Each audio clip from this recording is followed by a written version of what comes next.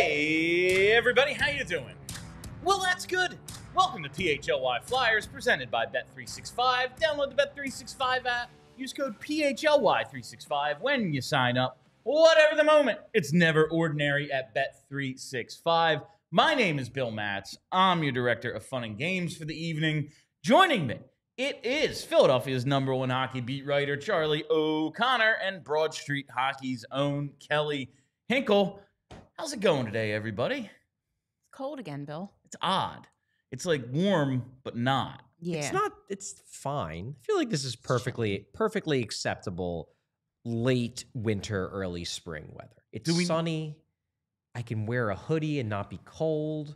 See, I needed a jacket. Really? Yeah. I just needed a hoodie. Do we know the weather in Montreal for this weekend? Cold. Okay, good to know. Highs in the high 40s, lows in the low 30s. Like a 40-degree day. Like a 40-degree day. All right. Flyers. A lot going on in Flyers world since we last spoke last night. Really, it's just a continuation. I don't think there's much going on in Flyers world. There's just a lot of debate going on in the outside fandom world.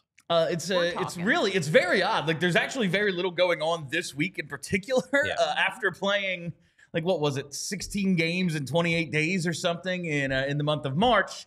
April now here, and they have 6 games over the course of 17 days. It's wild. Like, whoever made the schedule should be fired. You know, It's I'll tell the worst. you, if the Flyers had done what they did last year and were like in a playoff spot, based on the teams that they're playing, at least what we thought of these teams coming into the season, and like the rest they're going to get heading into the postseason, we'd be excited about this schedule. Unfortunately, they are bad. And here we are now, just kind of waiting for the game on Saturday. Of course, we're going to Montreal. That'll be a lot we're going to be there for it. But the debate rages on. What the hell are they doing? What is this team doing? A 3-game win streak. They haven't had a 4. If they win on Saturday against Montreal, a team they just beat, they will have a season-long winning streak. In time. And Bradshaw will remain undefeated in his stint as Flyers interim coach. Now, this is, of course, the debate. I don't even know if it's a debate. Is it a debate? It's more of just like people angry. It's a debate in my head because I am very torn about what's going on. I want them to lose. Losing is good. But however, if it's Matvei Michkov and like Jamie Drysdale and a bunch of dudes who we really need to be good kind of leading the way here, it's hard to be upset about that in particular. No, it's very easy to be upset about that. Despite the idea that, like, losing is good. We need them to lose so that they increase their chances of getting the great players that they need. That's the problem. You specifically, and also you generally, are capable of holding 2 thoughts in your head. Yes, I'm holding them, and they are fighting. Inside you, there are 2 wolves. I personally I would prefer that they lose, but also I'm having fun, and I like that part. So I'm just going to keep doing that. Because, like, there's nothing I can do to make the Flyers lose. They, unfortunately, don't listen to me, no matter what I say out loud. Every year you're picking them with the Stanley Cup. So. Yeah, they never listen.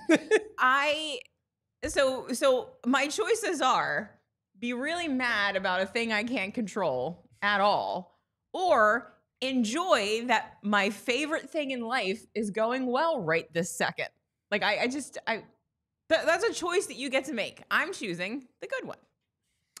I think like where I'm at with it, and this is what I sort of tried to articulate on Twitter this morning, is that I totally understand why people are mad. Like, I get it. It would be better if they picked 3rd instead of 7th or 8th. It would objectively be better. They're not going to make the playoffs. The players know they're not going to make the playoffs. That would be a better long-term outcome, to be sure. But you know that the players aren't going to purposely lose. You know that. This is not the way hockey players are wired. Players don't tank. Front offices and GMs and coaches tank. Okay, so let the players off the hook. They're just doing what players do. What could Danny Briere, Bradshaw, whoever, at this point, what could they do to purposely lose? I don't really think there's anything that they could do realistically that wouldn't have potentially serious negative consequences, both in the short term and the long term, to purposely lose, aside from just throw these guys out there and secretly have your fingers crossed behind your back that they lose. Like Bradshaw, obviously his incentive is to try to keep his job, so he wants to win. That makes sense. With Danny, I think Danny probably, hook him up to a lie detector. He'd probably say like, yeah, probably better if we have the 3rd overall pick than the 8th. But I don't know what he can actually do at this point. Like, he made a bunch of trades. He gutted the roster. Like, at this point, it's just kind of like set it and forget it. It's not like this is the issue. Like, they've done nothing to improve the team. In fact, the few guys that they've had, like, it's been all subtraction. It's been all subtraction for a couple of years now. It's not like they've done anything other than just bring over a guy who they drafted to play for them. We all like that, right? Like, that's good. Michkov is good. We like that he's here. He's signed. He's playing. That's fun.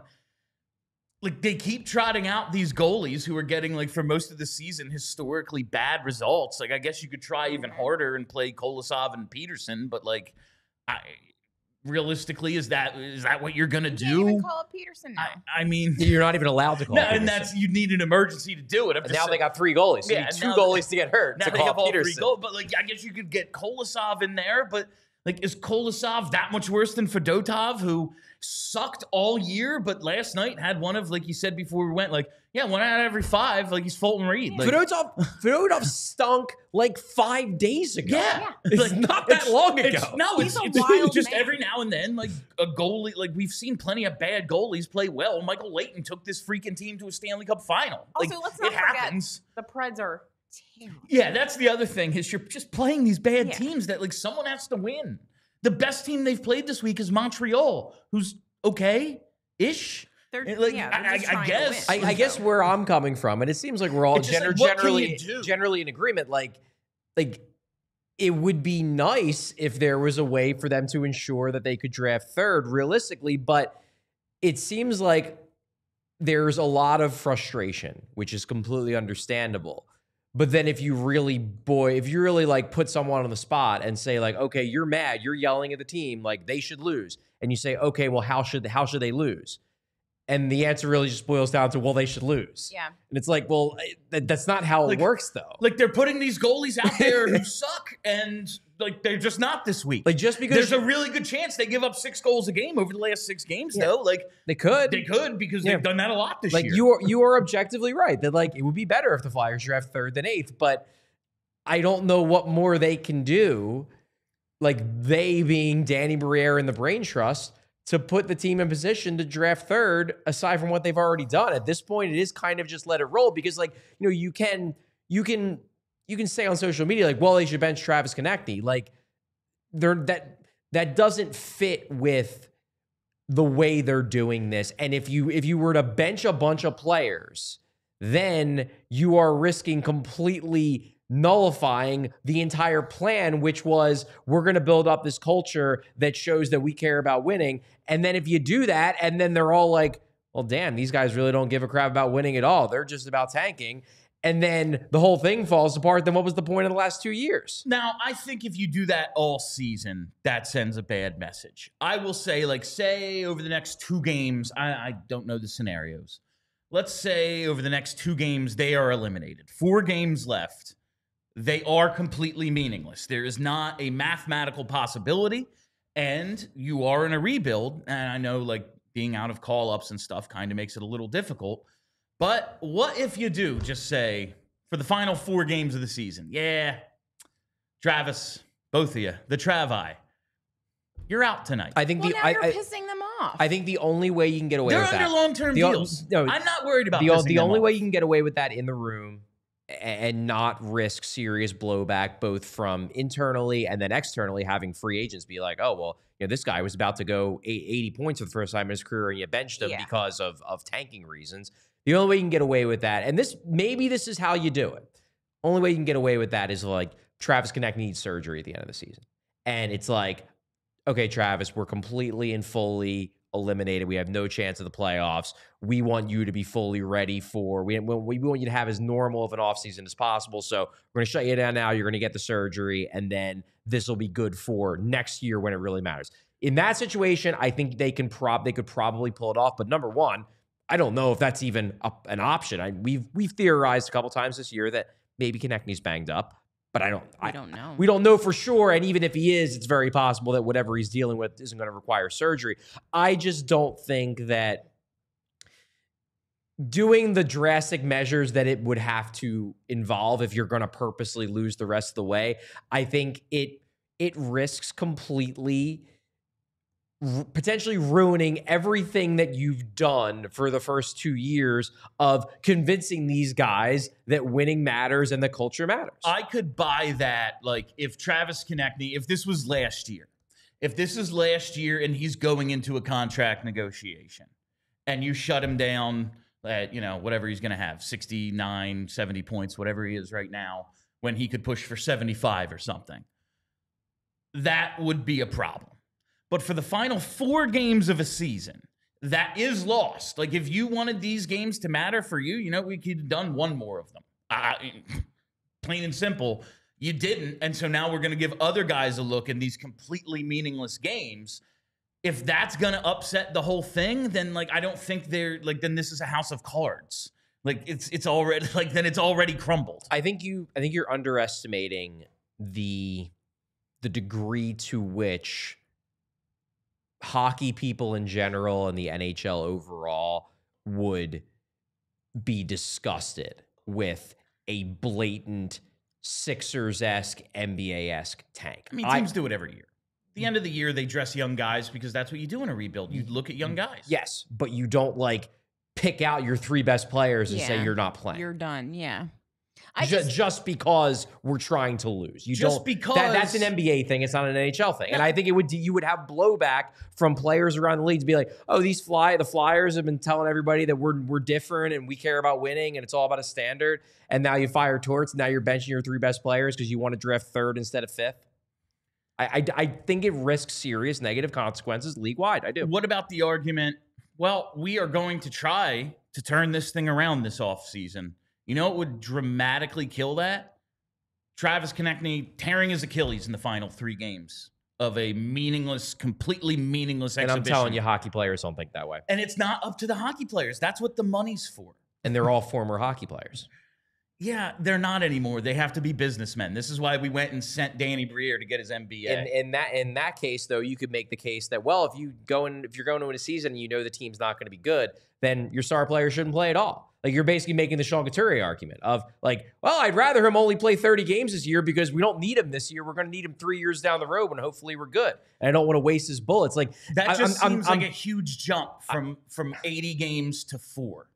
This isn't throwing away a whole season. It is making sure a lost season, which is what this is, a terrible season in which you were bottom 5 for a lot of the year, isn't wasted by blowing it in the final couple weeks. So you really think it would be okay that there would be no negative consequences, that there would be no potentially damaging backlash in the room, there would be no potential damaging backlash in terms of the way other potential free agents, other potential coaches, other potential hires view the Flyers by going into the locker room tomorrow and being like, Travis, you're shut down for the year. Travis, you're shut down for the year. Matvei, you're not going to be able to chase down the Calder anymore. You don't think there would be any negative backlash to that? No, I'm not taking Michkov out. I'm not taking out any young players. I'm taking out dudes who we know what they are. This is an evaluation period for everybody. I know what Travis Konechny is. He's freaking awesome. I'm good. I don't need to evaluate him any further this season. But it's he's just going to go out there and get his steps in for the day. What are we doing? It's pointless. No, I mean, in a vacuum, what you're saying makes sense. Yes, but this league does a lot of things that don't make sense. We see how players and media react to routine healthy scratches. People lose their mind. Players get pissed off about being healthy scratched. Media start constructing all kind of stories. Oh, why are they scratching Travis Konechny?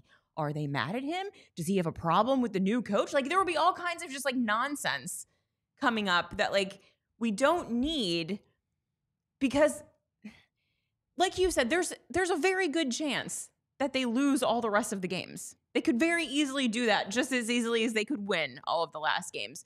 But I don't think that, I don't even know that you're giving them an even better chance to lose them all if you take out a couple of guys. Like, they could still win them. I think it would more be it would for more than anything else, it would be the message it sends to the fans of how serious you are about tanking.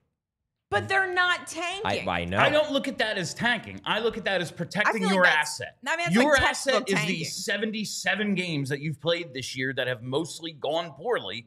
And now we have this thing that could be worth a lot. Or it could be worth a lot less. I want it to be worth a lot. I mean, there's only so many times I can say like that you clearly don't think that there would be any negative blowback, or that the negative blowback would be made up for the fact by, instead of drafting 7th, you're drafting 4th.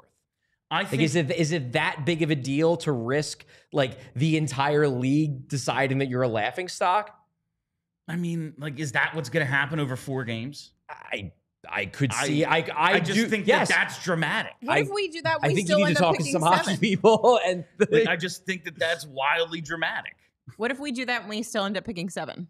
Also in the realm of possibility. So now you've done it and you've pissed everybody off, and you're still picking 7. Process over results. You do the right thing and hope it works out.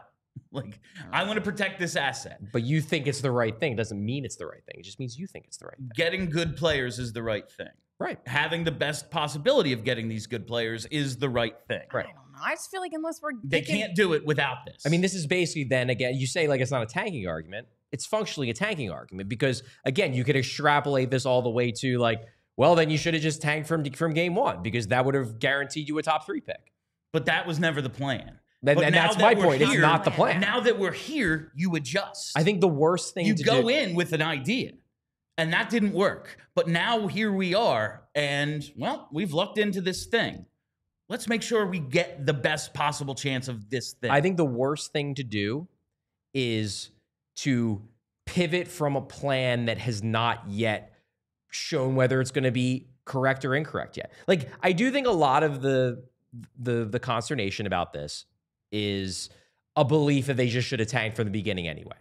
And it's like we're basically fighting the battle from 2 years ago. And it's like, well, this is a way for us to kind of backdoor into what we wanted anyway. And by we, I don't mean everyone. I mean the people who thought that they should have tanked from the jump. Well, now we're here.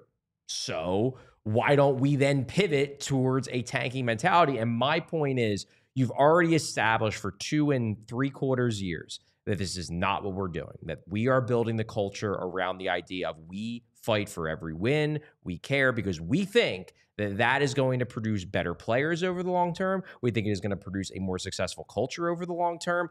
And the idea of doing all that work and re-signing Travis Konechny and keeping Scott Lawton for a couple extra years and all that stuff, and then you're going to do a complete about face for the final 6 games of the year to try to move up from 7 to 3. Like, it's not even like you're guaranteeing yourself like the top player in the draft. You're trying to move up like 2 or 3 spots. To me, it strikes me as, number one, hilariously inconsistent with what you've said is your plan for years. Number two, it's a big risk in terms of how it's going to be received, not just internally, but very much so internally. Also externally by other people around the league and other players that eventually you're going to need to convince that they should come here. What's the difference between this and selling at the deadline the last 2 years? What do you mean? What's the difference between taking a couple of guys out of the lineup, and I'm not even saying for all 6 games, play them in the home games, sure.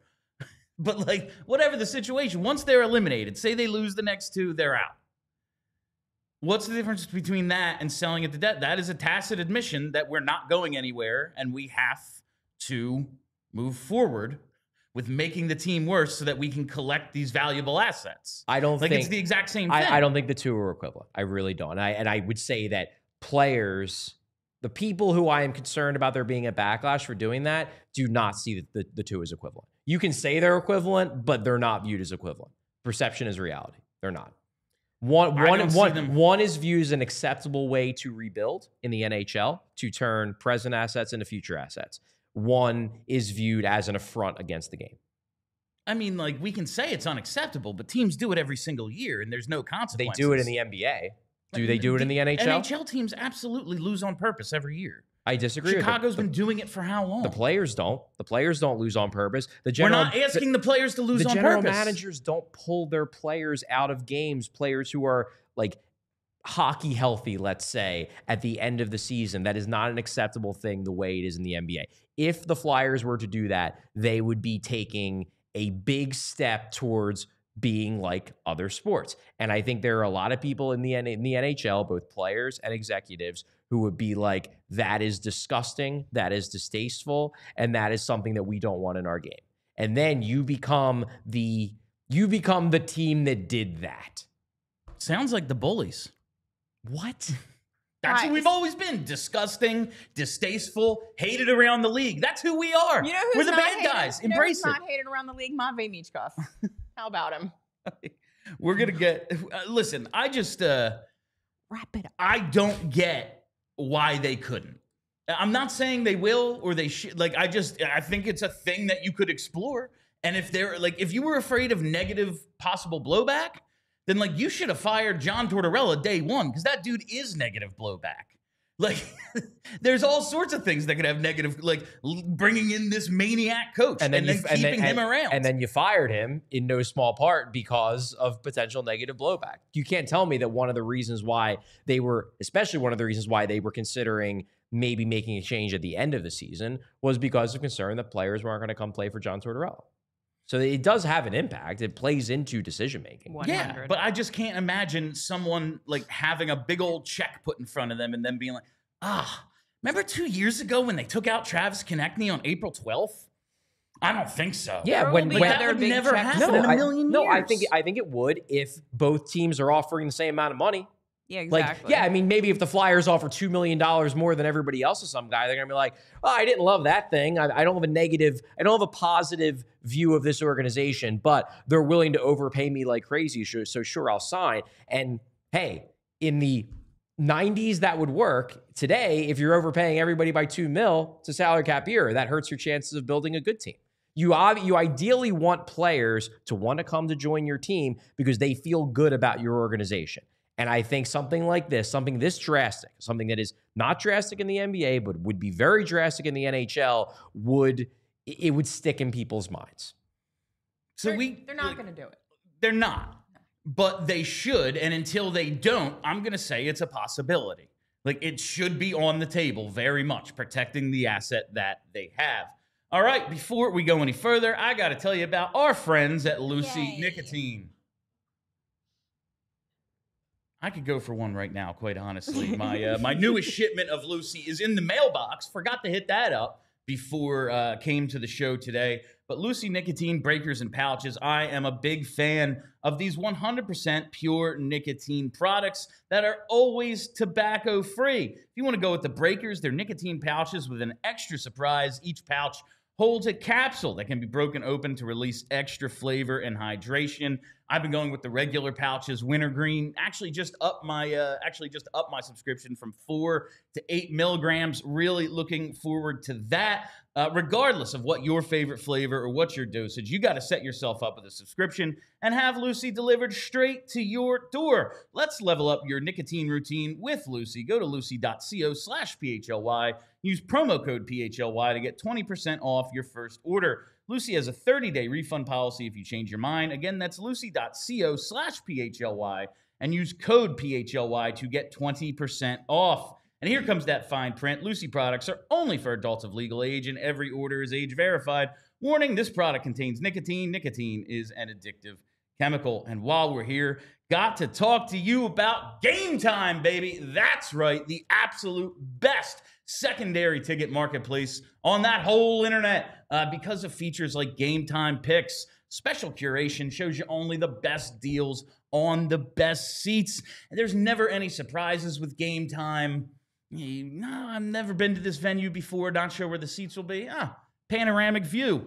I'm always sick and tired of getting these extra charges. All of a sudden, my ticket price doubles. Nope, all in pricing. The whole thing is listed right there, front and center, so there's never any surprises. And they have the most flexible customer service policy in the ticketing industry.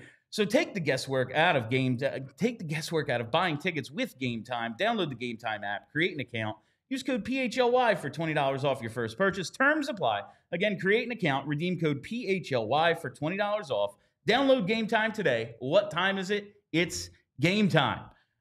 Before we get to the Mish stuff, this Ryan Whitney thing from Chicklets is damning, to say the least.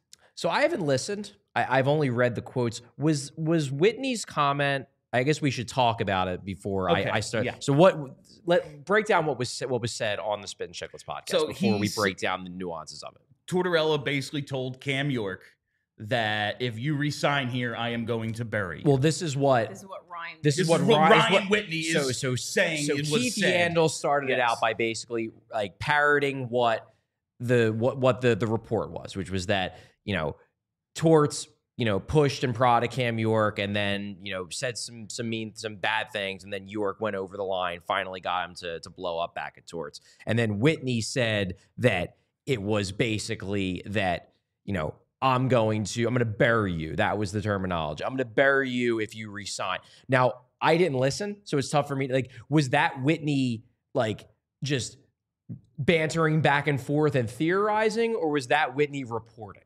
It's hard. It's always hard to tell with that podcast because it is so casual. Kevin Hayes' fingerprints all over. Kevin Hayes' fingerprints. And Keith Yandel, it's very funny just because, like, he has such a high view of this organization. Yeah, right? It seems as if it's more of a report, or at least a summarization, if not like a direct quote. But man, I know there are people out there like, oh, you know, it's very funny how it's flipped. Like, you know, Torts was never the right coach for a rebuild. He gets too much out of every team. And then after 3 games, it's, well, they should have kept Torts because they were quitting on him. But there is like, could you just have waited? And with stuff like this, it's like, no. No, I don't think so. And this has potential for negative blowback because, like I said, if you bench Konechny or something like last year when he's got a contract to sign, I think that does have potential blowback. Now, we've heard about Cam York, like, oh, yeah, they talked about a long-term contract earlier in the season, didn't go anywhere, and this all seems as if it's barreling towards a bridge deal. Yeah. Sure. Well, this hurts, like, he's threatening to basically drastically stunt his long-term income. Like, you're going to sign a 1 or 2 year bridge deal, and then I'm going to make you the 6, and you're never going to get power play time, nothing, good luck. You're never going to make any money if you stay here. Yeah. That... yes, absolutely. Potential for huge negative blowback. Right. And I think it would be crazy to assume that this is like some kind of direct quote that Ryan Whitney got from somebody. But think whatever you want about that podcast. Those guys are very connected to NHL hockey reach players. Out to them and tell them what happened. There's no way that Cam York isn't telling his friends exactly what happened with John Tortorella. Keith Yandel played on this team. And so there's a little chit-chatting going on, and Ryan Whitney is probably just like paraphrasing what he heard happened and like giving you the gist of the argument. And the gist of the argument was Tortorella saying to Cam York, if you resign here, I'm never going to play you.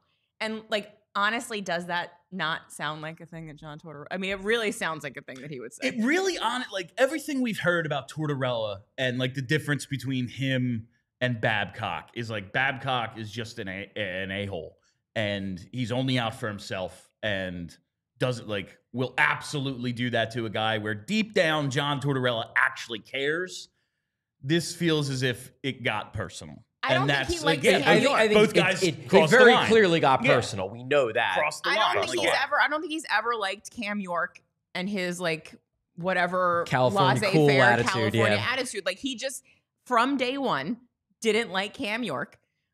Started to like him as a player, I guess, because he started playing him more. Yeah. But underlying, still never like, I just don't think he liked him. And so when this started happening and it like got more contentious because of what was happening on the ice, Torts just got real pissed off and let it out. And like, that doesn't seem out of the realm of possibility to me. The reason why, and again, like this is why I'm just unclear because the podcast, look, Spin Chicklets is huge. It's just that, you know, their reports aren't really reports. It's basically just 2 guys like bantering back and forth. So it's hard for me to say like, would Ryan Whitney have reported this is what was said if he was doing, you know, a professional journalism? I don't know. Maybe this is just gossip. But what I will say is that the reason why this move was made more than anything else is because of a disconnect between Danny Briere and John Tortorella. They've known for over a year there was a big disconnect between John Tortorella and the players. And they didn't really care because their view was, you know what? We don't really care if they hate the coach. We think he's getting a lot out of them. We think he's helping young guys develop. So you hate him, tough crap. Play for the guy you hate and play hard if you want to stay here and you want to be part of this. The reason why this escalated is because Briere got fed up with Tortorella and with all of the escalation and accumulation that he talked about. That's why there is an element to this that I find interesting, because obviously Cam York hears that and he thinks, this is my career. You know, oh my God, this guy's going to use me as the 6 and give me 12 minutes a night because he hates me because I made a bad play in a meaningless game in Toronto, and then he blows up. Totally understand. But something like that, you know, that gets back to Danny. Danny's like, I like this guy. I want to sign him to a new contract, and now the coach is basically functionally usurping my authority by saying, I don't care what the GM does or what he thinks about this guy. I'm not going to play him. That is something from a GM's perspective. You got to be like, dude, you're the coach. You're not the GM. I'm the GM. So that's why there is an element to this right here that, and I'm like, if I believe that this decision was mostly made because Danny felt like the disconnect between him and the coach was too big, it does track with that in that way. I want to talk about Cam York a little later if we have time. I just find this part really fascinating. So when it finally came to a head and he got scratched was March 8th. They had a game the next day, March 9th. He plays 20:53, then 20:35, almost 24 minutes, 22, almost 23, 19, 22, 23, and then he has the game with 3:50, and then the game where he doesn't actually step on the ice doesn't count. Right. But like in between these things, he's still getting 21-ish minutes a game. It's just very odd to me, this Cam York, John Tortorella relationship, because it did seem as if he was trying to bring something out of him for so long. He's like, you know, I tried to pick a fight with Cam York and all that stuff, like to try to bring something to the surface, but along the way, it just became like really toxic. Well, also there's just an element of, and this goes back to way back, going back to the Andrew McDonald saga. There's an element with coaches where they just have a view of like, well, this is your role. Cam York's role is to play first pair big minutes. And their view is kind of like, well, nobody else can do it. Torts might not have liked Cam York, but he thinks to himself, what's my alternative? Jamie Drysdale isn't ready. Emil Andre, I wanted him gone. Yeah. Diego Zamula, we tried him in second pair minutes and he couldn't do that. How's he going to do in first pair minutes? Nick Seeler's like the only guy, and now he's getting those first pair minutes. But you know what I'm saying? It was, I think it may have been less about like, man, I love Cam York. I'm giving it. Hell else is but it's more like, well, I need a first pair defenseman, and I guess York's our best possible option to take that role because none of the other guys really fit that role. All right, let's. I don't think it necessarily meant it was like an endorsement, a ringing endorsement of Cam York from John Tortorella. I just find it interesting. That's all. All right, Matvei Michkov. It's time to talk a little Calder Trophy because we have a member of the PHWA with us, and we're going to speak in hypotheticals because I don't want you to reveal your ballot yet, Charlie. I haven't done and any. We don't even know if you're going to have a Calder vote. We don't know. Yeah. We don't know if I'm getting a ballot. Also, I'm going to do a lot of statistical research before I make a decision. So I don't know what my order is going to be for any of the ballots yet, honestly. Right. Bill's got some stats. I do. Now, Matvei Michkov, it's really insane how good he's been. We talked about this on post-game last night. Like, all right, we all thought, okay, he's getting worn down. He's tired, January, February. And then Four Nations, he comes out. And as we predicted, oh, yeah, he's rested and he looks great. But then we looked at that crazy March schedule. We thought, real good chance if fatigue was a major factor here, it's going to set in again when they play like more than every other day this month, I think was the average. Well, that's not the way things have gone. He has been freaking awesome. He's really been awesome since the beginning of February. 24 points in 23 games. He is now on a season-long 6-game point streak. 3 straight multi-point games, 2+ points in 4 of the last 5. He's just he's starting to do that thing that I kind of thought was going to happen. You see it with the Drysdale goal last night. He just gets so many pucks to dangerous areas. He's going to pick up points by mistake. Yeah, there's going to be bounces. When you get a puck in a dangerous area, there's going to be bounces.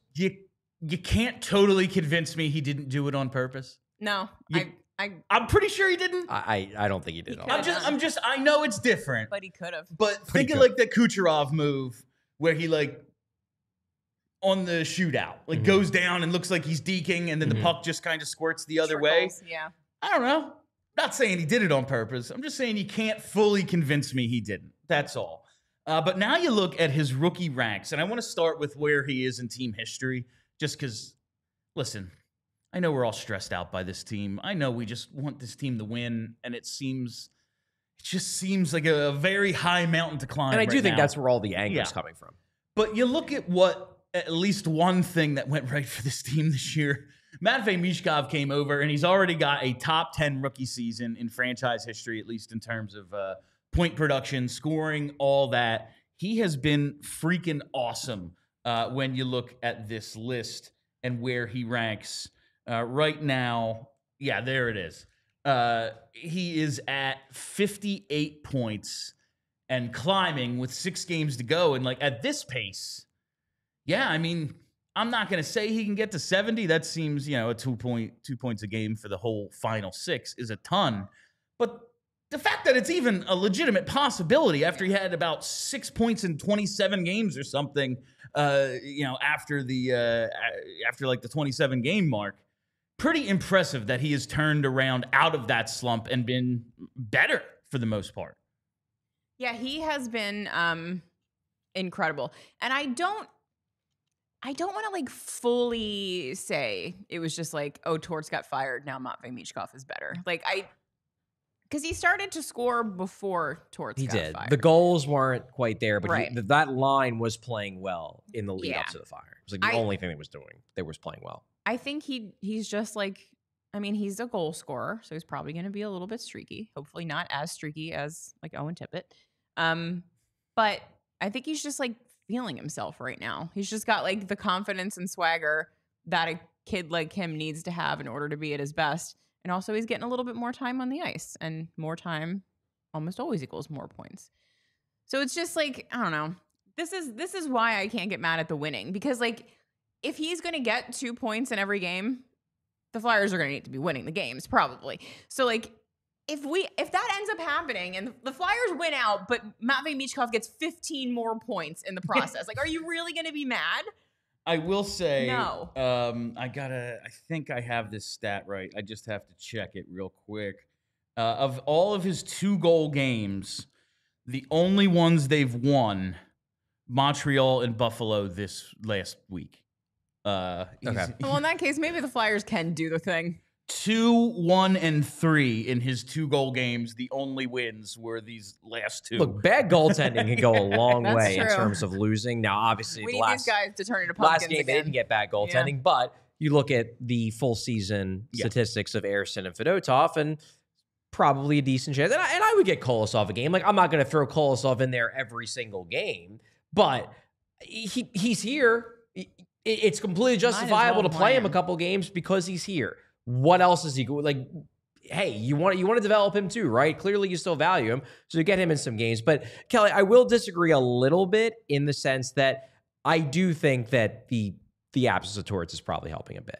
I don't think it's the reason. Well, that's but I do think meant. It's helping a bit. Like I have seen people like suggest that like the reason I don't think it's Michkov is the good reason. right now is because of Torts being fired. I don't think it's the reason. I mean, the whole team. I think it's just the vibe shift. Yes, exactly. I think that Michkov is a guy who probably does thrive on a bit more of a free atmosphere. Sure. Yes. Yeah. He should never be coached. Just let him do whatever he wants. And right now, Brad Shaw seems like his primary focus is like, let's just get the boys at the end of the season and have some fun. Yeah. And that probably does fit quite well with Michkov scoring points. Now, maybe it doesn't fit quite well with like the best all-around version of Matvei Michkov that hopefully we're going to get in 3, 4, or 5 years. But if you're solely operating in the service of getting Michkov as many points as possible, this is probably the best environment for that. Well, it's certainly working. We take a look at where he ranks among rookies, and he is 1 point down on Lane Hudson, but he basically leads in everything else. The goals are first, 34 assists, only trails Hudson, 58 points, only behind Hudson. I love the PIMS number. He's up there in the top 3. Points per game, he's behind Celebrini and Hudson. But you look at the even strength numbers and even, the power play. Like, power play is terrible, but he does have a few goals there. He's tied for first in the league and amongst rookies. The power play points, he's behind both Hudson and Celebrini. 3 overtime goals is first. And he is 10th. I think I'd put the filter at rookies with at least 20 games in TOI. I don't love that because you didn't filter between forwards and defensemen, did you? Because defensemen are going to have more, especially if they're getting, even a second pair defenseman is going to be getting more minutes than Michkov. I'd be more intrigued to see where he ranks among forwards, because I would guess it's probably pretty high. I put it all together because I want to see Lane Hudson in there. Okay. Is the issue, is because these are the guys we're sorting between at this point. And the Calder odds have updated again. Our friends at Bet365 now have Lane Hudson at a huge lead at -400. Celebrini at +325. Michkov is back up in the top 3 at 14-1. And Dustin Wolf all the way down there at 60-1. So Dustin Wolf is the one who's taking the hit. Dustin Wolf is now the one taking the hit. And, honestly, it makes sense. Calgary has fallen off a little bit, and it always seemed to me like the Torts' Jack Adams candidacy last year. Yeah, man, if you get in, you win.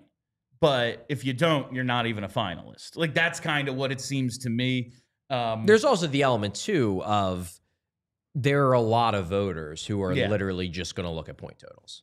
And they're going to miss him because he's a goalie. He will not be listed in such a... which is... bodes well for our boy if they're just going to be looking at the box stats. If Michkov finishes with the most points of any rookie, I'm not saying he's going to win, but I am saying that it's going to help him a ton, because there are maybe not the most thoughtful voters, and maybe he should win even with the most thoughtful voters, but he would get a lot of first place votes from the people who just sort rookie scoring and see Matvei Michkov number 1. Okay, Matvei Michkov number 1.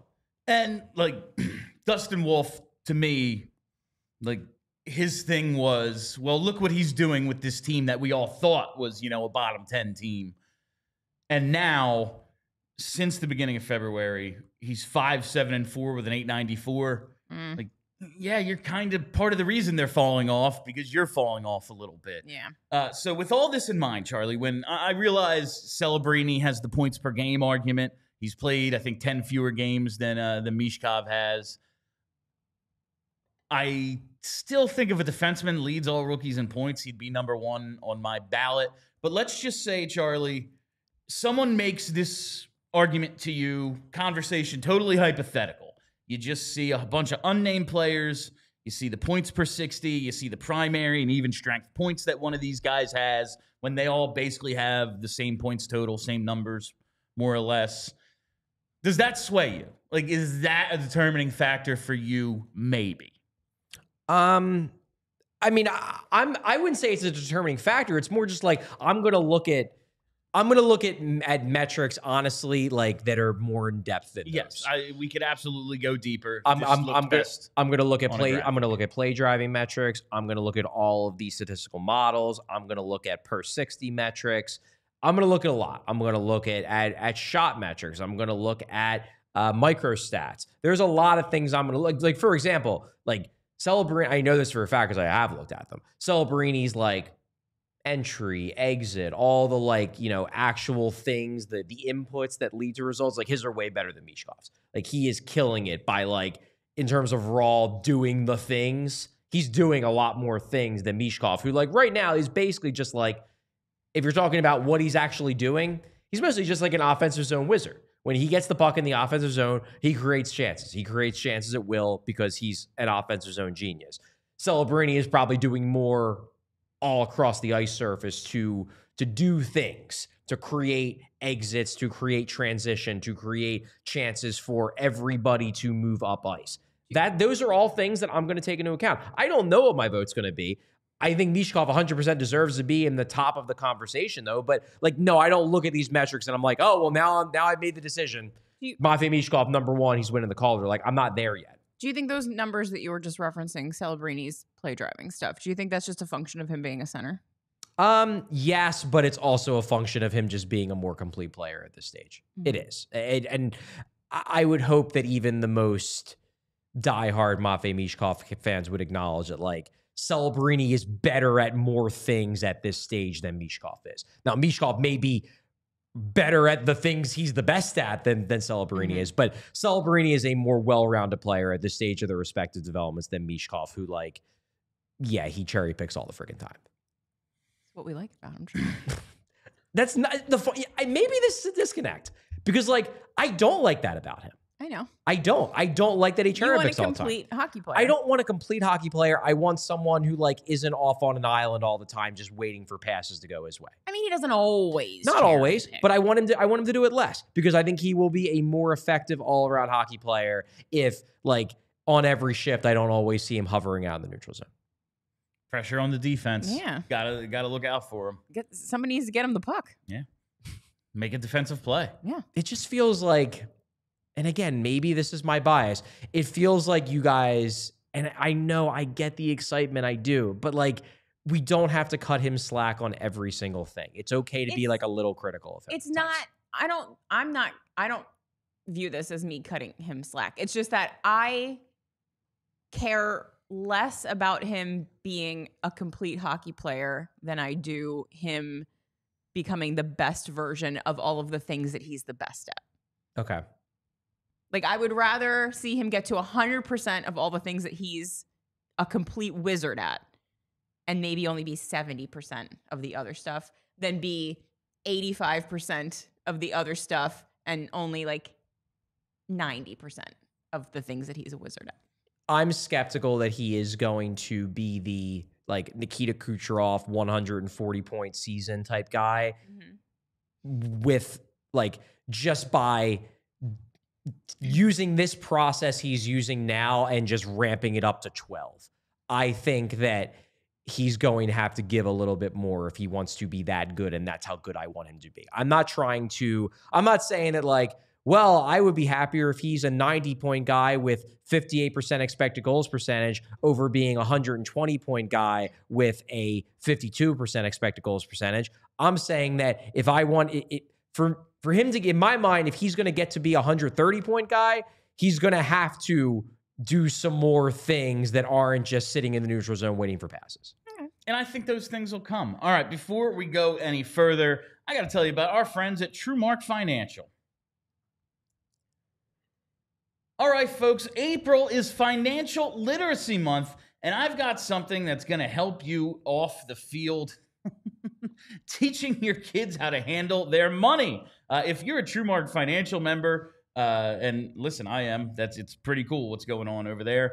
You've got a fantastic opportunity to help your kids and teens learn how to earn, save, and spend wisely with a free Greenlight account.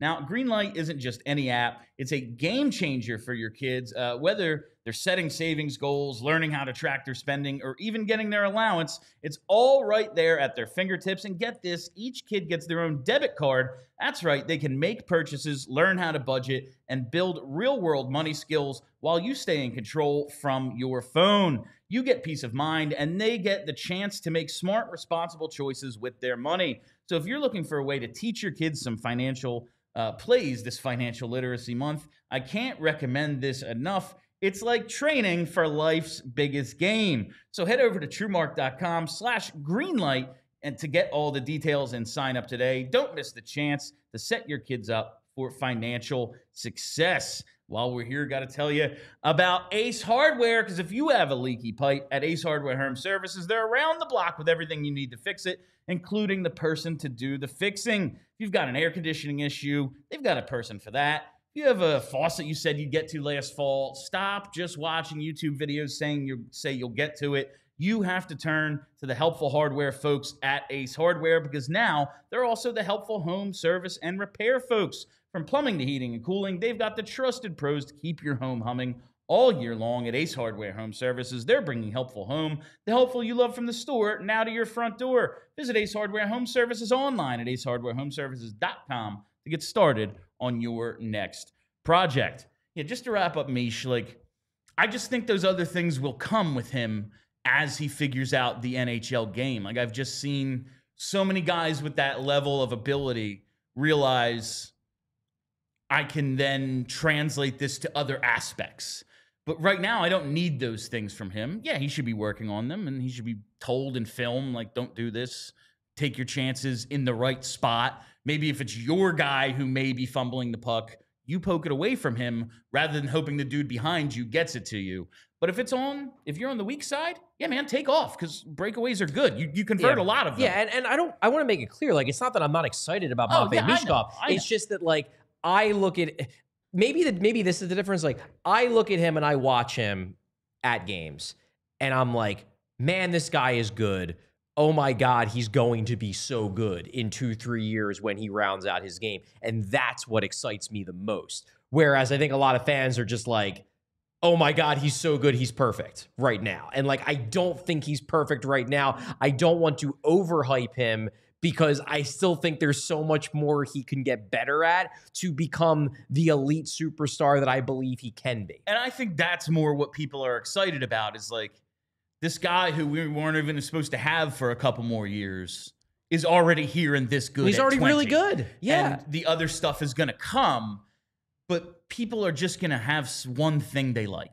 Like, they're going to have one thing to be happy about with this team, and it's going to be this guy, because there ain't no reason not to be happy about him. Yeah. While everything else is going to hell. Like, all right, the dude who's supposed to be great looks like he's going to be freaking great. Yeah. At least we have that going for us. Just to wrap this up, Kelly. Yep. Your Calder ballot right now.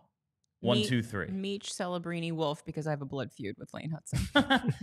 I have Hudson, Michkov, Celebrini. I just think what Celebrini's doing, we kind of get every year. Yeah. I think if a defenseman leads all rookies in scoring, regardless of it being secondary assists, because, like, listen, man, I was on the ghost train. You get all those minutes, you're gonna but you also like earn those minutes, and this team could be in the playoffs. I'm not saying Michkov, like, if Michkov gets to 30 goals or something, yeah, they have to give it to him, I think. Right now, I think it should be Hudson, and listen, the at least number one on the Calder odds reflects that. If he continues to rack up the points, I do wonder, like, he racks up the points, he finishes first in goals, first in points, and then the narrative turns to he did all this in spite of playing for John Tortorella. That's the other part. That is a narrative. Like, because what do reporters love? They love narratives. And that's an easy to swallow narrative of he still led the rookie class in points and had this amazing finish and showed what he can do not under John Tortorella. That, like, I have to vote for him. Now, is that fair? It's at least debatable, but it's an easy narrative for voters to swallow, and I think that would help him. Ain't nobody want to write about a shark. There's this guy out in San Jose, and he drives play. 7 guys are going to read this story about Macklin. All right, before we go any further, I got to tell you to hit that freaking like button. We want a like spike. We have 69 likes right now, which is very nice. But how about get us to 169, you know? Yeah. Get another one in there. The one is watching. Anyway, hit that like button. Oh, no. That's got to be worth a couple right there by itself. Honestly, that's worth 100 All right, likes. we have to pick a winner from Saturday's postgame. If you're just getting in on this, every postgame for the final 10 games, I'm going to have a keyword. You DM the keyword to either the PHLY Flyers Twitter account or the Blue Sky account, and then I pick one name at random, and boom. We've had 2 games since the last winner. We're going to pick today's from Saturday, and tomorrow we will pick Monday's postgame keyword winner. The Saturday postgame keyword was haircut, because I got a haircut. Looks great. We got like 100 entrants again. This is ridiculous. I did this to keep people watching, and now we have more freaking viewers than ever. I don't need to incentivize, but I made the promise, so we're gonna do it. This is from Saturday's postgame keyword haircut winner is. It is not Kelly Hinkle. Boo. This is one of the names I really like that I was here. Zavragan will end the suffering. on That'd Twitter. be cool. I will hit you From up your in the lips to DMs God's ears. to get your information. Congrats. All right, I want to hit some coach stuff before we run out of time today. First thing, do you think Brad Shaw has like they're going to talk to him? That's what you do with we'll interview you, whatever. Do you think he has a legitimate chance to keep this job, especially considering vibes are good? They've won 3 in a row. Some young guys who haven't looked great all season suddenly starting to look a little bit better, maybe. I don't know. Do you think Shaw has a real chance at this thing? I think he has a chance. I don't think it's a high likelihood, but I don't think that they are ruling out the possibility. The thing that makes it tough is that I know they value him, and they should. He's a very good coach, very good assistant coach, at least we know. And I think they worry about the possibility of like losing him. I think losing him scares them because they know how valuable he's been towards the development of the young defenseman, old defenseman even, to be honest with you. And you do worry a little bit like, well, now that we made him the interim, if we don't give him the head coaching job, is he just going to leave? Like, is he going to be like, well, I went through the interview process and you didn't really give me a fair shot, so I would rather not stay. I think in a perfect world, he would stick around under whoever the next head coach is, but who knows what that head coach is going to want? Who knows what he's going to want after having a taste of being a head coach? I don't know. I don't think it's likely, but I think you're overstating it to say that there's no chance. I think there's a chance. All right. And that's like, we talked about this last night, Kelly. Coach tenures are very short in the NHL. Even guys who like win Stanley Cups. You know, Craig Berube didn't win a Stanley Cup all that long ago in St. Louis, and now he's with the Maple Leafs. These things just kind of happen. It's kind of crazy to think that this team is going to be ready to win a Stanley Cup inside of like 3 years, which is about how long coaches get. High end. Yeah. Why not find out if Shaw can be like your John Cooper? Like, I think it's not my top choice, but it is kind of, all right, if he's really freaking great, we keep him for years, and he's a guy he's part of this thing, and we get to keep him. We get to have him continue working with Drysdale. We get to have him work with Oliver Bonk when he gets here, and all these things. Plus, maybe we lucked into a really good freaking head coach, and we don't have to do some extensive search. I kind of wouldn't hate if they were to extend him or to keep him past these last, whatever he's going to get, 8 games, I think, 10 games, whatever it was. No, it was 9. Because there's 6 left. Yeah, so 9 games. I wouldn't hate for him to get next year. I don't think it's the worst idea in the world, especially like the next coach you hire, is he going to be the guy who takes you to the promised land? Probably not. The only thing I wonder like if you were to say, okay, we'll give you next year. Like, we'll give you a full year tryout because we know we're not winning next year anyway. See how you do. Is there a world in which you can then go back from that into him having some other role with the organization? Or if you give him a tryout, like a lengthy tryout as coach, and then you decide you don't want to hire him.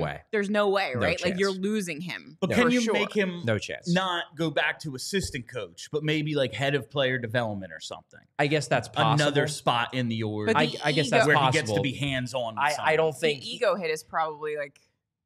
I think it's less about the ego, and I just think that like there's no like the director of player development is mostly focused upon the guys who are prospects. Sure. Like, you can't have a director of player development whose job is to develop the NHL players. That's the job of the coaching staff. I'm just like this is just a role I have created. But Like some sort of professional like we have skills coaches. Like, guys have skills coach. What if he's not maybe even on the bench, but he is very much a part of what we do. I think that would be tough. You'd functionally be like, you are the new Angelo Ricci, who actually has been on the bench ever since the John Tortorella exit, which has been cool. I think that's a stretch. What's the football comparison that Vince made Jeff last Stoutland, night? and I want to get to that just after we say we're going to overtime. Head to allphly.com to keep watching. And we got a couple of super chats last night on this subject that I wanted to tackle today. Yeah, I've made the point about Stoutland. Vince, our boss, asked us about like the Stoutland comparison. And we got another one. Yeah, he's Kelly, like, who stays no matter the coach. I do think like it just happens so much less in hockey because there is so much turnover. Like a head coach in the NFL, like he doesn't bring 40 freaking assistants with him or however many guys. Like there is just going to kind of be some rollover. And yeah, man, this dude's awesome at it. It's not like I brought an offensive line coach with me, so we're keeping him. Like I just think it happens less. Well, and in the NHL. But there's one big difference here, and this is the difference that Kelly kind of hinted at when she asked that question. Justala never was the Eagles head coach for a couple games. Like it changes the entire dynamic. I still think you could theoretically, if Shaw was open to it, I think you could theoretically go back at the end of this season in the offseason and say Brad Shaw is returning to his duties as assistant coach under this new head coach we hired. I still think you could get away with it. If you give him a full season next year as head coach, there's no way. Because at that point, the head coach coming in will not want to deal with an assistant who just spent the previous year having authority over everybody. He's not going to want anybody that like the players have gotten used to treating like a head coach. He's going to want to have ultimate authority over the assistants and the players. And there's no way to do that when the guy who was the coach the last time for a full season plus, even a season and 9 games, is still sitting on a staff. If people can put their egos aside and act like adults, but they can't do that because they're sports. I think realistically, there's no way you could. I think that situation, given the egos, but I don't even necessarily think it's an ego thing. I think it's just natural. Like, what do you? It would basically functionally be like, oh, like let's say and again, this is just throwing out a name because like this is the name everybody saw. Let's say they keep Shaw for another year. And then they hire Rick Tocchet and they move Shaw down to be in the defense coach again. Every time a player gets annoyed with Rick Tocchet, they're going to come running to Brad Shaw because number one, they're used to it. Brad Shaw was the head coach. Number two, they like Brad Shaw. They've built up a relationship with him, and that's going to undermine the authority of Rick Tocchet trying to implement his preferred system, his preferred method of disciplining players. It's going to naturally, and it's not even an ego thing. It's just the reality. I always thought that the assistant coach's like part of the job was acting as a buffer between the head coach and the players. I'm not saying a buffer. I'm saying like, it's kind of like undermining. It's basically that would require Brad Shaw to undermine the authority. If Cam York just goes and complains that Tocchet's being mean to him and then, Shaw just talks him down. I don't know if that's undermining anyone's authority. I just think it would be functionally the equivalent of like, I mean, I agree it's not going to happen. Dad didn't let me have the piece of candy, so let me go to mom. Yeah. Like I think it would have that same dynamic. And then mom needs to say no, is my point. And I mean, to be clear, I don't think it's going to happen. And then you split the room, then you have half people that like mom and half people like dad. And then they have a divorce. I have like a big list of candidates I've been compiling, and maybe we'll jump into that on tomorrow or Thursday's show. We have a couple of these this week. Kelly, do you have, I know you're out on Rick Tocchet. You're kind of anyone but Tocchet.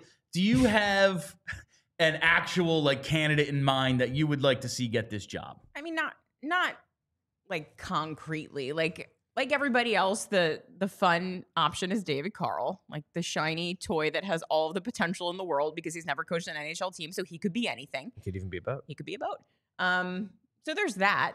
Like, I would like a fun choice like that, like something different. And I know everyone's going to say, well, what about Dave Hackstall? But that was different because Dave Hackstall sucked and never won anything in his entire life. If that's there might be reasons not to do it. That's can't be one of them. That's fear. You can't operate out of fear. That said, if they're going to go from like the pool of 30 dudes that are currently jobless that have all had the job before, I would like it to be someone that hasn't been here before, because I think that like that just kind of undermines the idea that we're doing things differently. It like reinforces the whole, the Flyers always do the Flyers thing, which is why everyone's speculating that it's going to be Tocchet, because that's the Flyers thing to do. And honestly, if the media is saying that's what the Flyers are going to do because that's what the Flyers always do, like that is the number one reason why you shouldn't do it. I have a way to placate everybody. It's an out-of-the-box hire who is also part of the family. Alexei Zhamnov. Okay. It's outside of everybody. Alexei Zhamnov coaches in the KHL. Fedorov better. He coached the Fedorov is also on my list, but I want to play. I think Zhamnov checks the most boxes. He was on the 04 team that went to the conference final. He was the Russian Olympic coach in 2022. He's had success in the KHL. Fedorov actually won back-to-back, whatever their Gagarin Cups. Cups. And then in his third season, lost in the first round, so they just didn't renew his contract. Okay, it seems like a good idea. So he's available as well. I just think Zhamnov checks the most boxes. Part of the family, Russian, out of the box. 3 things I want right there. And we'll get more into some of the candidates. Before we get out of here, we got to do our Tankathon spin today. And we have super we have a chats. bunch of super chats. I realize we're going way over time, but that's why we have the graphic. All right, the Flyers are like, what are they now? 7th? 7th, yeah. Oh my God, this is Unbelievable. This is just it's a disaster, quite honestly. All right, Brenna, spin that wheel. They win. All right, at least they stayed at 7. I guess that's fine. You're not getting. I'm just apoplectic about this. There's nothing you could do, but it doesn't make me happy. Like I'm still upset about it. I understand it's like the weather, but such is life. We're not getting the guarantees unless we get 1 or 2. Those are the only guarantees, in my opinion. You're right. Yeah. So 5, 7, whatever. Pick the best guy available when it's your turn. It's not even about. It's about how far you can fall. Like now they can fall to 9, and that is horrible. That seems unlikely. It seems unlikely, like as does many things. I mean, because if you want to say like, well, they can fall to 9, that is true. But if they can fall to 9, they could also jump up to 2 and 1. They could. There are no, not anymore. Worlds where they could have gotten the 3rd pick somehow based on other weird stuff, but now not from 7. Not from 7. Yeah. All right, let's hit those super chats. All right, we got a bunch of them, so let's start it off here with, what's it say, DPhil9. Is there any chance of moving up in draft? I know those picks don't move a lot, but we do have a lot of assets to shoot with, maybe Buffalo and Nashville. You can't rule it out entirely. It's just unlikely. I do think there are potential targets. Yeah. Like Buffalo, I don't know, how interested are they in the 4th pick versus making the playoffs sometime this century? Yeah. You know, maybe there's something there. But typically, as we've gone over for how long now, top 10 picks don't move. Doesn't happen. And I guess, like, kind of going back to what Kelly said, the way this draft appears to be shaping up, we'll see how it plays out once the entirety of the scouting process is included. But it looks like you have 2 guys that are likely to be star-level players. And then you have a bunch of guys who could be. They have the upside, but it's less of a sure thing, Misa and Schaefer.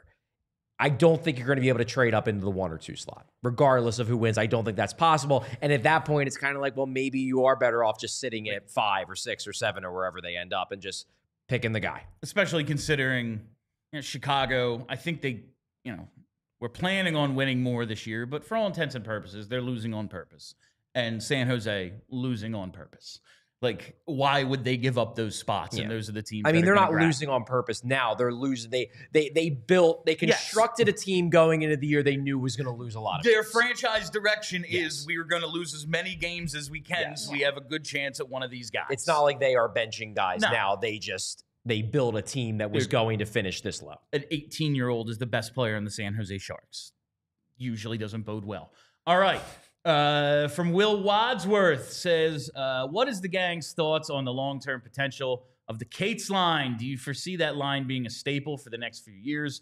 Or are the Flyers looking for Tyson or Bobby Brink to take a big step? I think Tyson's probably the guy who they're looking to take the biggest step. If Brink is a third liner, that's if Tyson is a third liner, it's a real disappointment. Yeah. That'd be a bummer. I think Brink, he has the ability to be more. I like Brink a lot. I just wonder what he is. And he might just be a middle 6 scoring winger. This team has so many wingers. Like, someone's going to have to eventually go. Mm-hmm. And I also see Cates as maybe a long-term winger. Really? I think so. Because I think Couturier is our 3C. Because I just, where does he slot in is my question. I guess I'm just not worried about that. I think he can do both. And he could do both. They changed lines so much that I don't think, I don't look at Cates.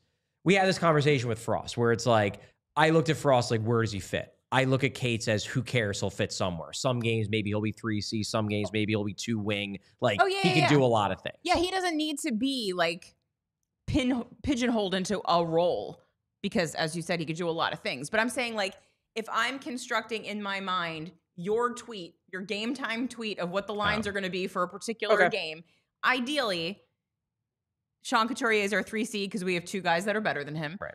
And Kate's on his wing, I think, is a very with somebody good who spot. can skate and with another, preferably. yeah, exactly. Okay.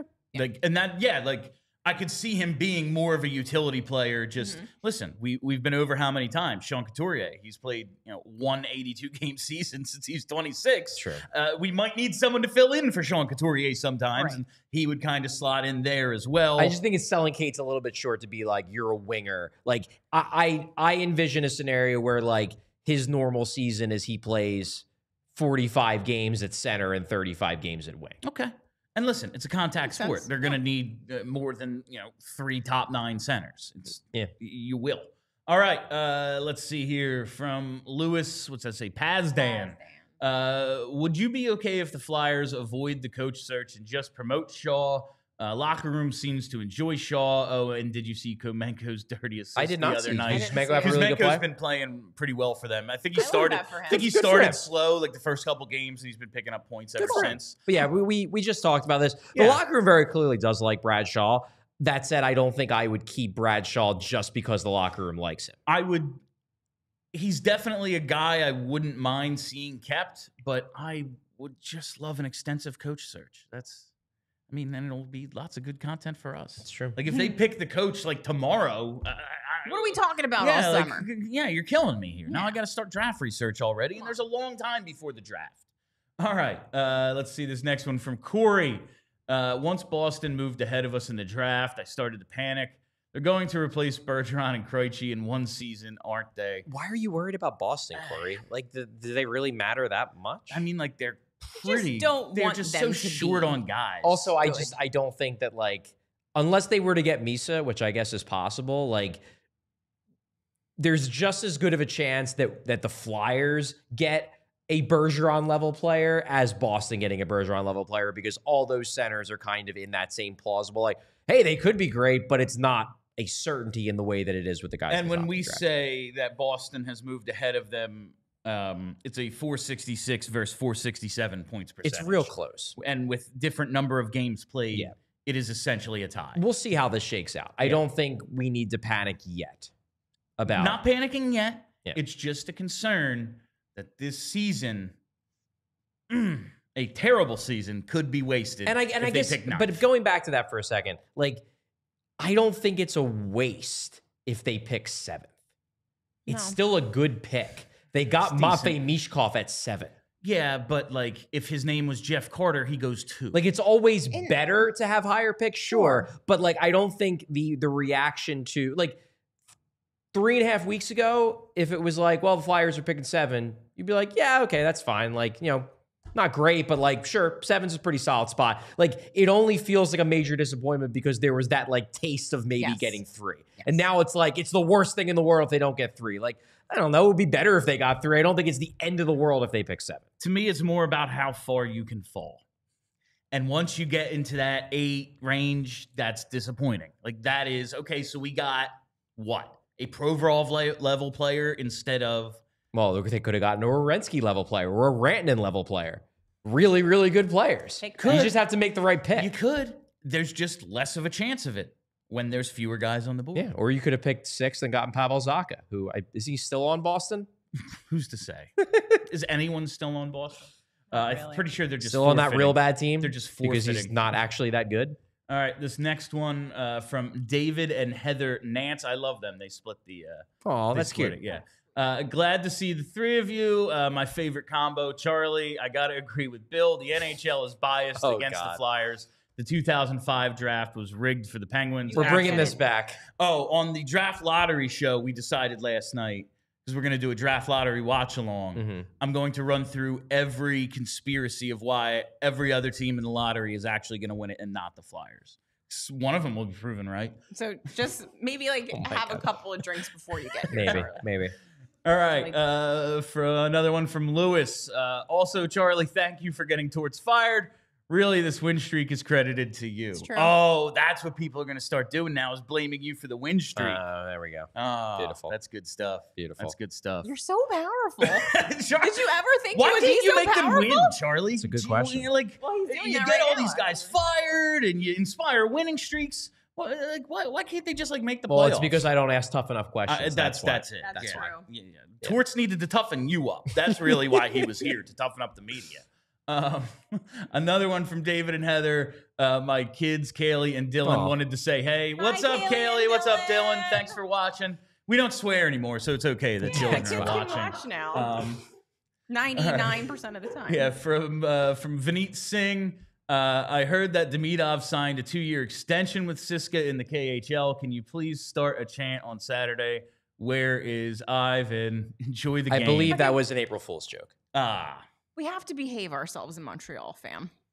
Tensions are high. Tensions are right. I'm pretty sure that was an April Fool's joke. That sounds like it would be. I almost fell for a couple online today, and I was like, wait. Sucker. You're not. I think it was Habs Eyes on the Prize posted a story. Nicely done. That's good. So, My mom told me about a Tort story that someone posted with it. Like after he got fired, he was like drunk in his underwear in the park. I was like, Mom, do you believe that? Like, come on. She's like, no, it was a joke. I know. I thought that was very it's funny. online. It must be true. I almost got a couple today. A couple. I thought Vince McMahon bought another wrestling company. Not true. All right. From Obi-Wan, says, hair looks good, Bill. Thank you. The hats fit a lot better. I have some older ones that can make their way back into the rotation now.